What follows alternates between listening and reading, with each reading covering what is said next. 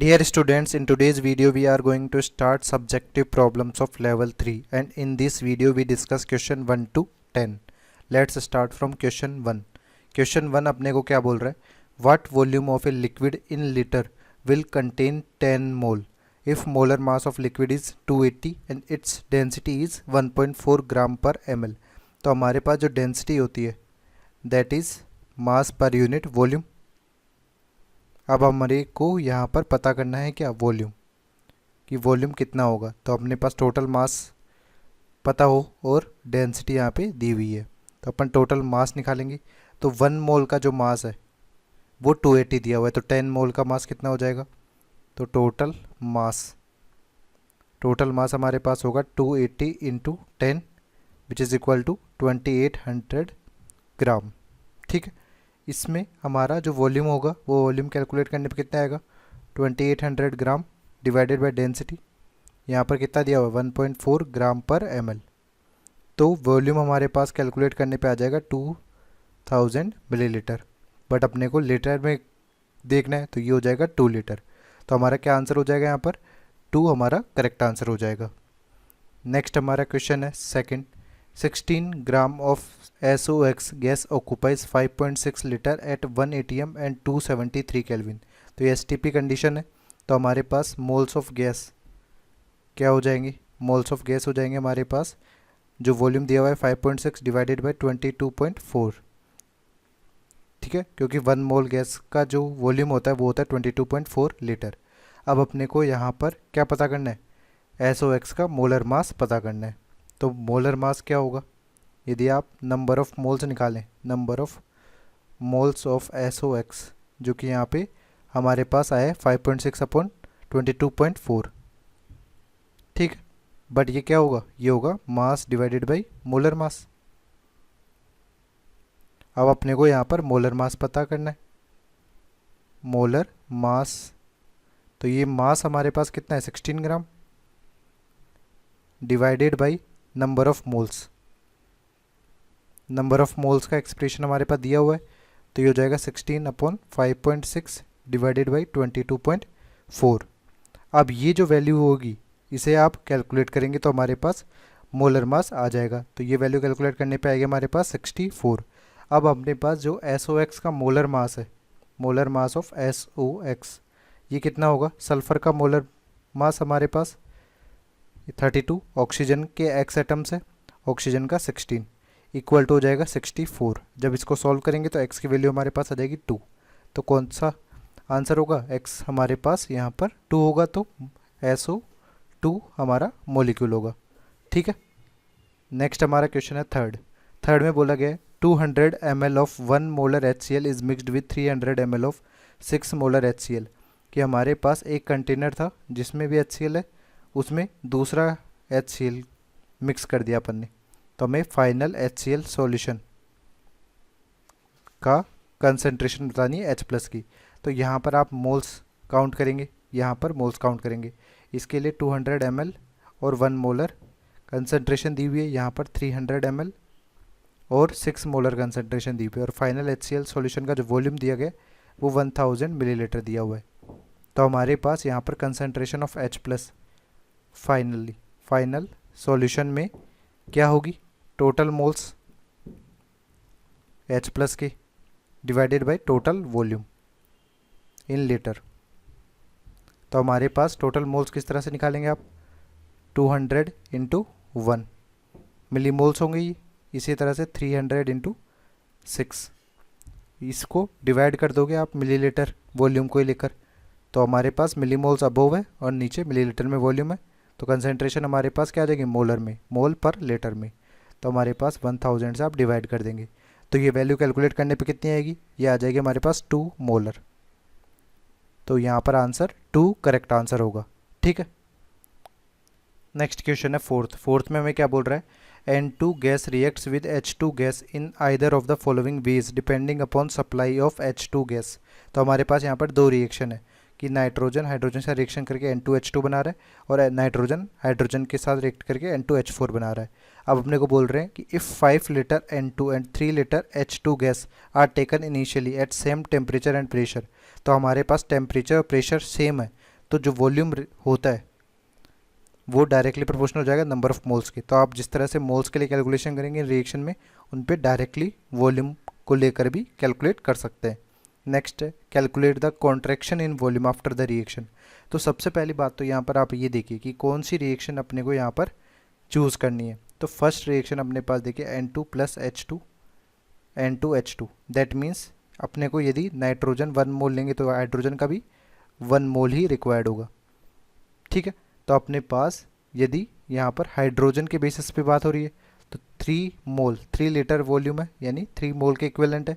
तो नाइट्रोजन भी अपने को 3 लीटर रिक्वायर्ड होगा, तो अपने पास 3 लीटर अवेलेबल है, तो ये रिएक्शन हो सकती है। बट दूसरी रिएक्शन चेक कर लेते हैं N2 प्लस 2H2। अब अपन ने क्या किया यहाँ पर हमारे पास है 3 लीटर हाइड्रोजन।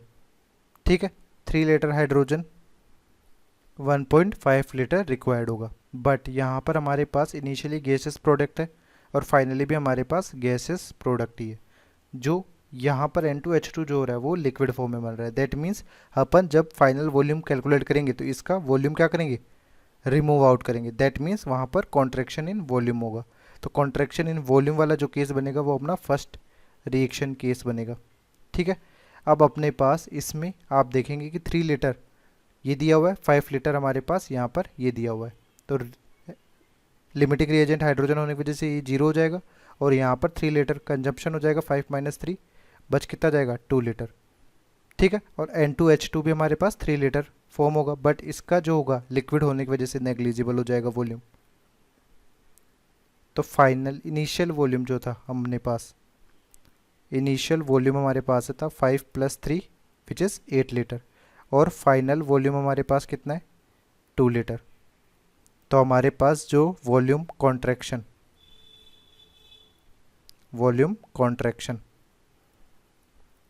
ये कितना हो जाएगा 8 माइनस 2 6 लीटर। तो हमारा कौन इसमें फोर्थ का आंसर कितना हो जाएगा 6 हमारा करेक्ट आंसर हो जाएगा। ठीक है, नेक्स्ट हमारे पास है फिफ्थ। इसमें बोला गया है 1 commercial system removes sulfur dioxide emission from smoke at 95 degrees centigrade by the following set of reaction. How many grams of calcium sulfate may be produced from 3.78 gram of SO2? तो यहाँ पर आप देखिए ये जो भी रिएक्शंस दी गई हैं ये सभी के सभी क्या हैं, बैलेंस्ड है। अब यदि आपके पास SO2 के n मोल्स आप ले लें इनिशियली, तो हमारे पास SO2Cl2 के भी n मोल्स मिलेंगे। यही n मोल्स अपन SO2Cl2 के यहाँ पे पुट करेंगे तो अपने को कितना H2SO4 प्रोड्यूस होगा, यहाँ पर n मोल्स H2SO4 के प्रोड्यूस होंगे।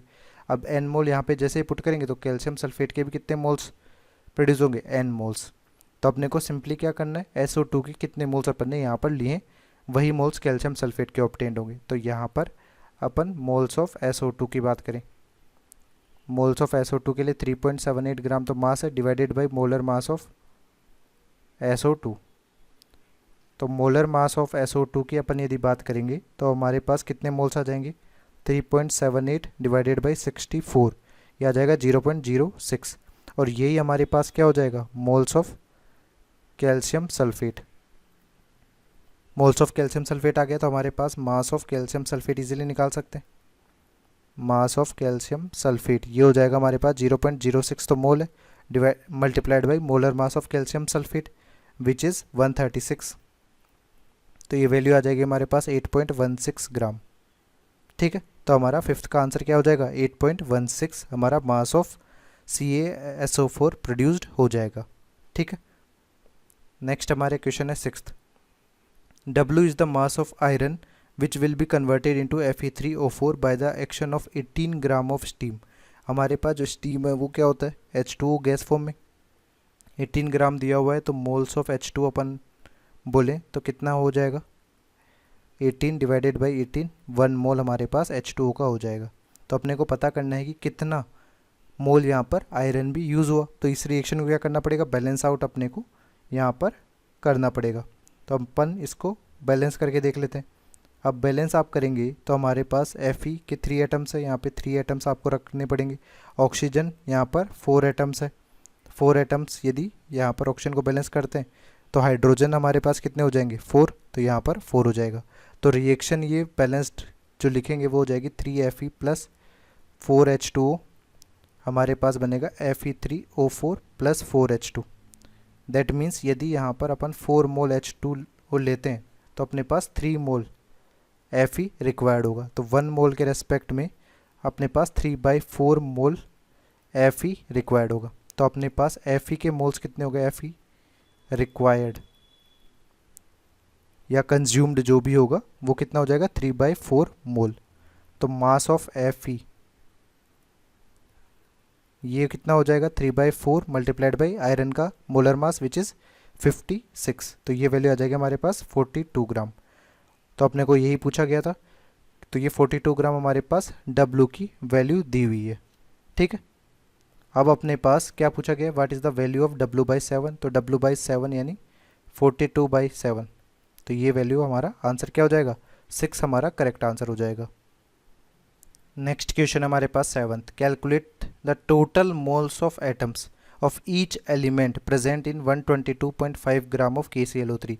तो यहाँ पर KClO3 का जो मोलर मास होता है या मोलिकुलर वेट आप बोलें तो ये अपने पास 122.5 ग्राम होगा। तो अपने पास यहाँ पर 122.5 ग्राम KClO3 दिया हुआ है, तो मोल्स अपन निकालेंगे तो कितने हो जाएंगे, हमारे पास यहाँ पर 1 मोल KClO3 अपने को मिल रहा है।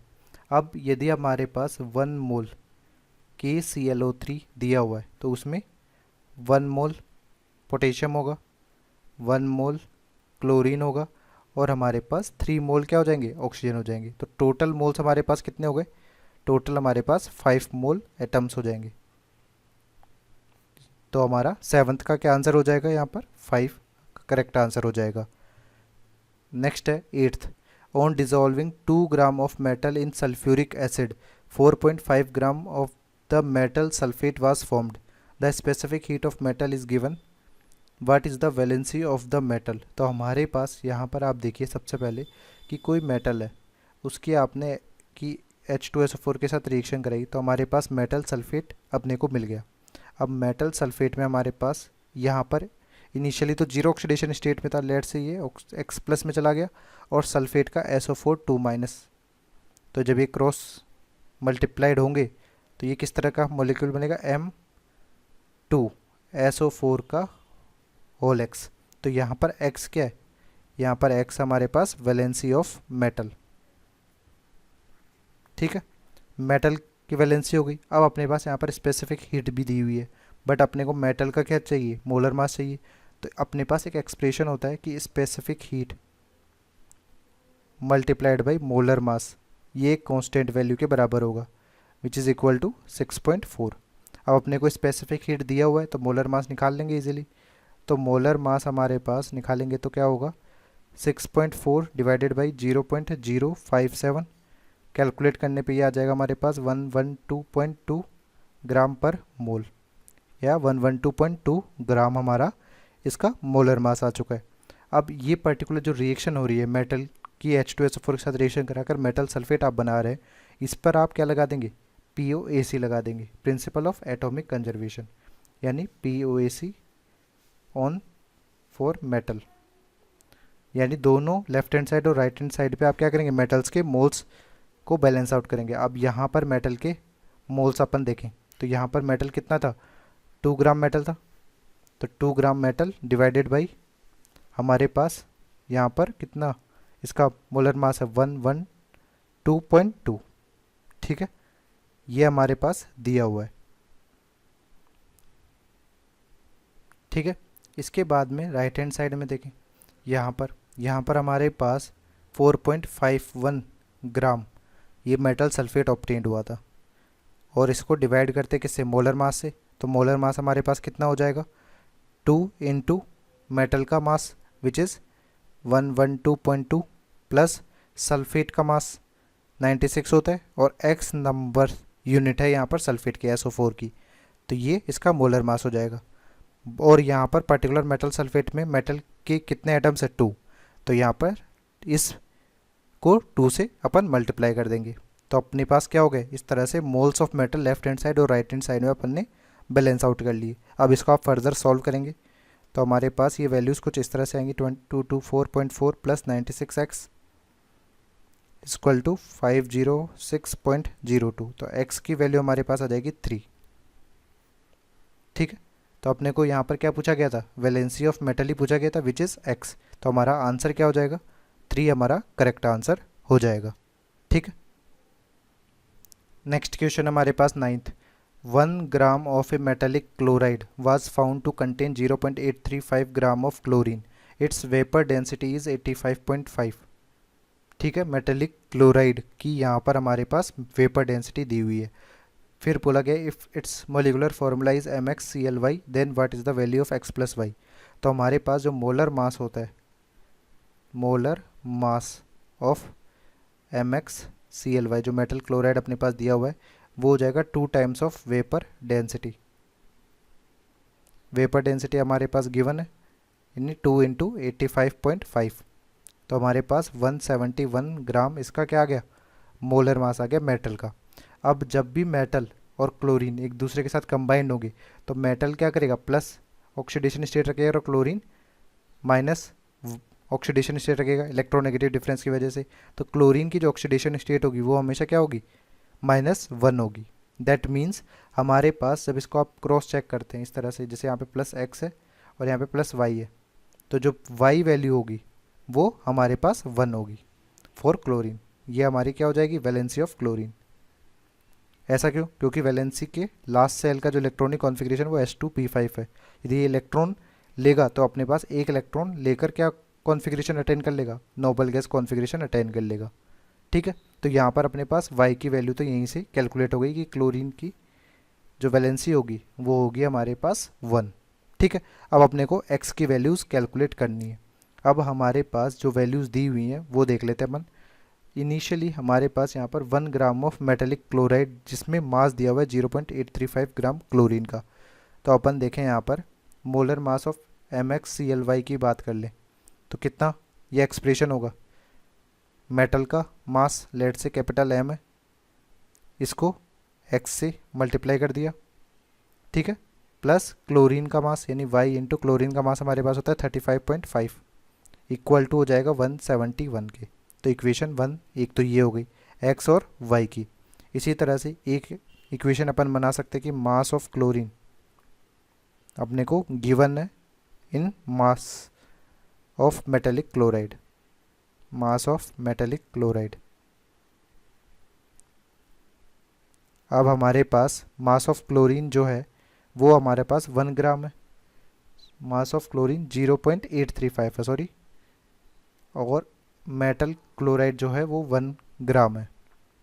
ठीक है, अब इसी को अपन यदि देखें यहाँ पर MxCl(y) में, यहाँ पर मास ऑफ क्लोरीन कितना होगा, y मल्टीप्लाइड बाई क्लोरीन का एक एटम का mass which is 35.5 y upon metal chloride का मास। तो ये हो जाएगा हमारे पास Mx प्लस 35.5 y। अब इस इक्वेशन को सॉल्व करेंगे तो हमारे पास दो इक्वेशन हो गई, इक्वेशन 1 और 2। On solving equation 1 and 2 where x is 1 sorry y is 1, y की वैल्यू अपन ने यहाँ पर क्या रख रखी है, 1 रख रखी है। ठीक है, सॉरी यहाँ पर y नहीं होगा, ये वैल्यू होगी x, क्योंकि x हमारे पास क्लोरीन की इसमें आ रहा है और y यहाँ पर आ रहा है। ठीक है, ये वैल्यूज़ यहाँ पर y होगा और यहाँ पर x होगा, तब जाके Mx और Cl(y) का फॉर्मेशन होगा। तो यहाँ पर जो y अपन दे रखे हैं ये वैल्यू हमारे पास x की होगी, x इज इक्वल टू 1।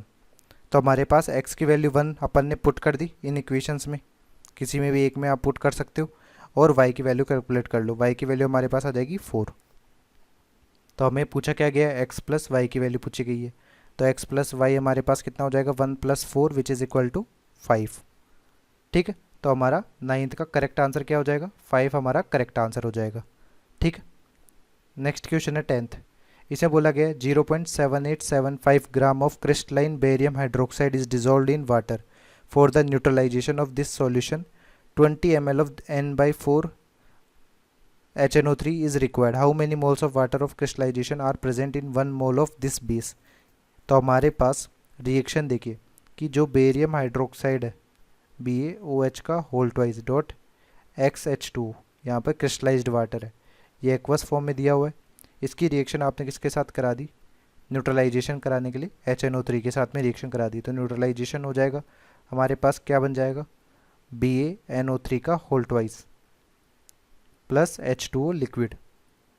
ठीक है, तो कंप्लीट न्यूट्रलाइजेशन जब हो जाएगा तो हमारे पास इक्विवेलेंट ऑफ एसिड और इक्विवेलेंट ऑफ बेस बराबर होते हैं। Equivalent of acid is equal to equivalent of base. अब इक्विवेलेंट अपन किस तरह से निकालेंगे, नंबर ऑफ इक्विवेलेंट जो होता है हमारे पास वो होता है number of moles into N factor. अब बेरियम हाइड्रोक्साइड की अपन बात करें यहाँ पर, तो यहाँ पर 2 OH माइनस अवेलेबल होंगे, तो इसका एन फैक्टर कितना हो जाएगा, 2 एन फैक्टर हो जाएगा।